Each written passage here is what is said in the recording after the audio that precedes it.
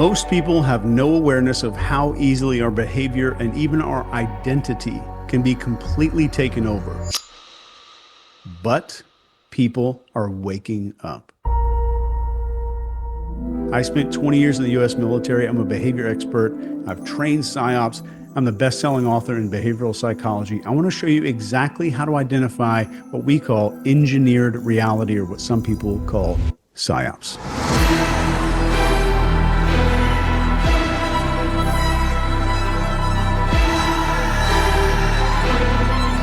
At the end of this, I'm going to give you a tool that's literally going to give you a score out of 100 that shows you how likely something is to be a PsyOp.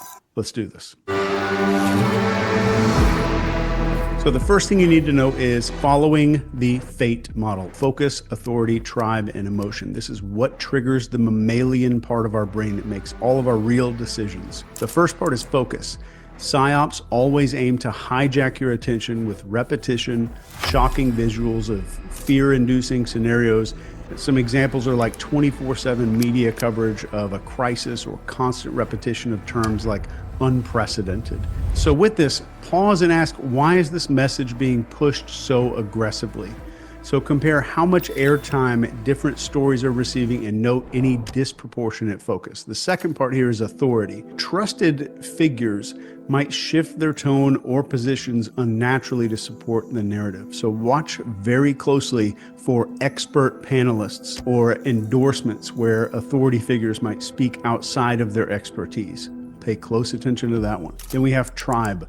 So messages that polarize opinions or create stark in-groups versus out-groups, or exploit our tribal instincts. For example, labeling groups as patriots versus traitors, or scientific versus deniers.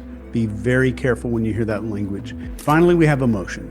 So be wary of any communication that triggers strong emotions like fear, hope, or outrage without any clear, verifiable evidence. So emotional responses suppress critical thinking. Emotional responses suppress critical thinking. So as a tip here, analyze the evidence that's presented to you. If facts are replaced by appeals to emotion, you need to be very, very cautious. As an example of this, think about like a news channel repeatedly showing images of empty grocery shelves and panicked shoppers during a food supply scare. It dominates every broadcast and it pushes people into fear-driven behavior. Next, question novelty. Our brains are wired to focus on sudden or unusual changes because they signal potential threats or opportunities. And this is an evolutionary survival mechanism. PsyOps exploit this by creating events that break normal expectations, like unexpected crises or dramatic revelations. So ask yourself, why is this new? So consider if the event or somebody's message has been artificially manufactured or timed. Look for patterns like sudden shifts in public opinion, trending hashtags that are unusual, or viral videos that seem very coincidental. So for this one, just picture a new viral video just claims to expose a government cover-up, but it conveniently comes out the exact same day that there's some damaging evidence against some high-ranking official. The timing shifts public focus. All of this is part of the NCI system I developed for teaching tradecraft and extreme psychological operations. And there's even a gigantic textbook for all of this stuff in the description. Definitely not for everybody, but it's definitely the most comprehensive guide in the world on this stuff. So next item, look for multiple sources. Centralized narratives create an echo chamber, and they silence dissent and they narrow perspectives. For example, if all media outlets present identical talking points, it is a humongous red flag. So actively seek out contrarian or independent voices, even if they challenge something that's already in your head. So in reality, an example, during a maybe breaking health crisis, all the major news outlets report on the exact same study, but independent researchers reveal the study was funded by a company selling the solution. So watch for that group speak. Next is identify cognitive dissonance weapons. Let's talk about how this works. So cognitive dissonance comes up when new information clashes with our identity or our beliefs. So PsyOps exploit the hell out of this by including micro-agreements. Micro-agreements are little, small, seemingly harmless concessions to shape your identity. And over time, you're going to unconsciously align your behavior to reduce that internal conflict. And as a weaponization example of this, a PsyOp might present you as a part of moral or intelligent enlightenment, like only good citizens do XYZ. If you disagree with that, you risk some identity conflict there. So reflect on your identity and ask, am I being nudged to identify with some other group? So be very careful of any campaigns that are asking for seemingly minor commitments there, like signing petitions, changing your profile picture that evolves into some bigger compliance or demand later. As an example of this, let's say a company launches an ad campaign and they claim real patriots buy local. If you disagree with their product, it feels like rejecting your identity as a patriot. So this pushes you to conform. Be very, very skeptical about those identity statements. Next is looking for those emotional scripts. And what I mean by this is the scripts that were written in our brains by our ancestors. So manipulated narratives trigger instincts like the fear of loss or scarcity, social rejection, or danger. For example, a media story about food shortages might activate survival scripts that cause panic buying and stuff like that. And we have scarcity fear. This is sudden warnings about limited resources like water or medicine. Also sparks that kind of behavior. And then we have tribal rejection. These are threats of being socially outcast, like you're selfish if you don't comply. And those things override logic every time. And as a tip for this, break the script by focusing on the facts. Like, what's the likelihood of this scenario? So compare the claims with other sources. For this, just picture where a politician says something like, if we don't act now, our children will not have a future. This taps into survival instincts, those ancestor scripts in our head, and it's tied to protecting offspring. It creates urgency without any facts. Next is follow the money. So there's a trail of beneficiaries here. So identifying who benefits always is going to reveal the motive.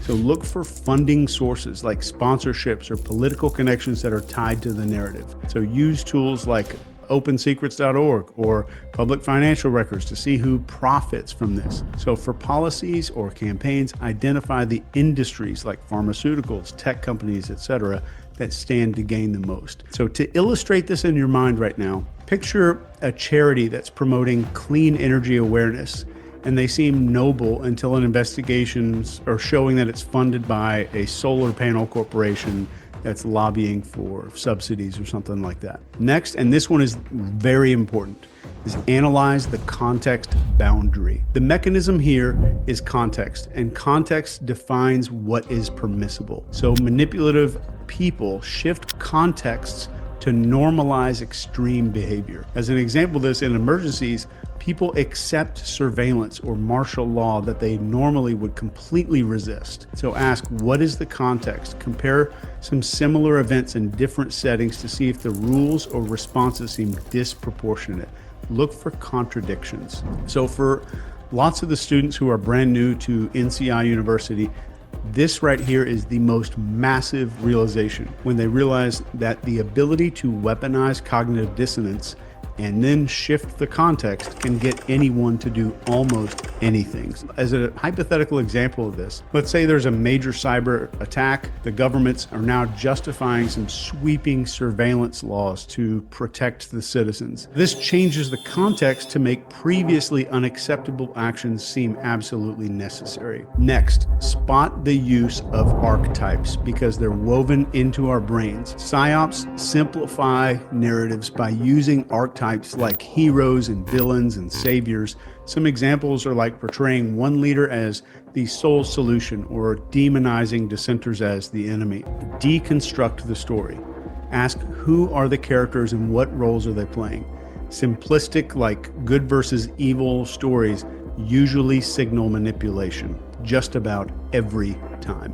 So always seek nuance there. In the real world, you're going to see something like maybe a leader is repeatedly portrayed as a savior fighting something that's pure evil, and the narrative ignores their mistakes and oversimplifies the conflict to to prevent a lot of scrutiny. Next, evaluate the frame. So let's do a step-by-step evaluation here.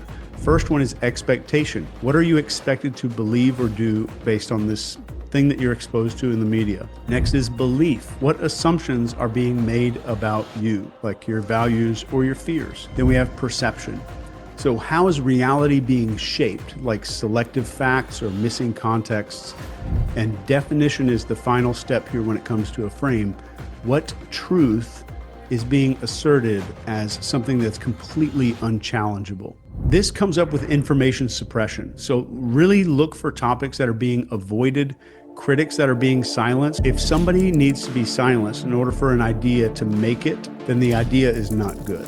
So alternative viewpoints being discredited, that's a big one to look out for. So cross-check timelines of events and notice if critics are labeled conspiracists or if algorithms are suppressing some kind of specific search. And this is a big one, especially in today's time. So to get a good example of this, during maybe a corporate scandal, the company's PR team frames these critics as disgruntled employees with a grudge. So this shifts the focus away from the legitimate concerns to the motives of the critics. And it does it almost without us realizing that that's happening in our brain. So next, be alert to rapid compliance shifts. This one is scary and it's happening every day.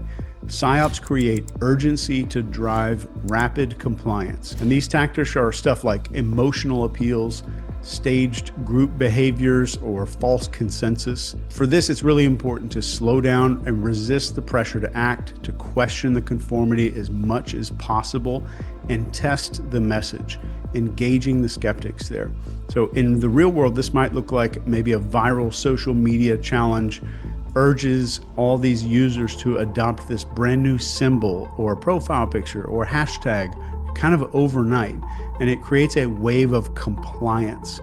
So later, this is kind of like a foot in the door technique.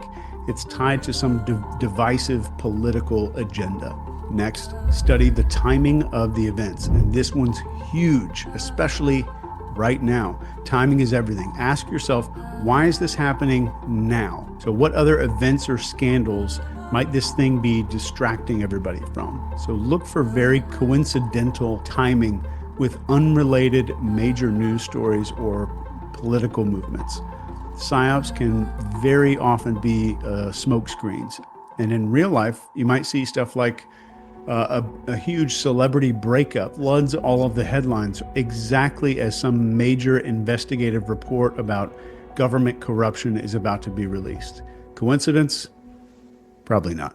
The next thing I want you to do is to sharpen your brain to start hearing and understanding these manipulation tactics. And one of the biggest things that you can do, the most effective way that I could train you right now, just you and me, is to teach your brain to recognize logical fallacies. So let's go through these, because PsyOps very often use these flawed arguments to convince people. And if you know how to spot them, it makes you a lot harder to manipulate. Let me give you 10 of these so that your brain gets hardwired to start seeing everything a whole lot differently. So the first one that you're going to see all the time, appeal to emotion. So this uses fear and anger and hope to bypass logic. So like, if you don't support this, children are going to suffer. Next is the straw man argument. This misrepresents somebody's argument so they can attack it better. So somebody might say they oppose the lockdowns because they don't care about lives. Think about that one. Number 3 is the bandwagon fallacy. So this claims that something is true because everyone supports it. And this is, you hear this all the time. Millions of people agree with X, Y, and Z. You should agree with it too. Number 4 is the false dilemma. This presents only 2 extreme options and it ignores alternatives. So it's the either you're with us or you're against us fallacy there. Number 5 is the ad hominem attacks. This is the attack of the person and not the argument. Be very observant for this. So this is when you hear you can't trust her, she's not a scientist. You can't do X because they're not qualified based on X. Ad hominem is very common and I want your brain to be able to spot it. Number 6 is appeal to authority. And this is a claim that something is true because an authority figure said so. So like Dr. X supports it, so it's absolutely right. You have to trust the science. Number 7 is the slippery slope. These are claims that one action is going to lead to some extreme negative outcome. So you've heard this before. Somebody says something like, if we allow this, we're going to lose all of our freedoms. All of our freedoms are gone. The country is gone. All of that kind of talk like that. Be very attuned to when you hear that and very cautious when you hear that. Number 8. Hasty generalizations. And these are broad claims that are made with very little evidence. So the example is 2 politicians lied, so all of them must be corrupt. So giant claim, tiny bit of evidence. 2 politicians might have lied, so they're all corrupt. Number 9 is huge. It's the red herring. So this distracts people with irrelevant information. You've heard this maybe as an example when somebody says, why are we worrying about climate change when we have so much crime going on right now? It's an argument of distraction. Number 10 is false equivalence. This compares 2 things as equals when they're absolutely not equal. So you'll hear somebody say something in the news that's both sides have extremists, so they're exactly the same. That's a very damaging one. But keep this in mind. Throughout history, the people who stood tallest in the storm were not the ones who knew all the answers. They were the ones who asked the right questions. They weren't the loudest voices, they were the calmest. They were the people that had composure. Thanks for spending some time with me. One love.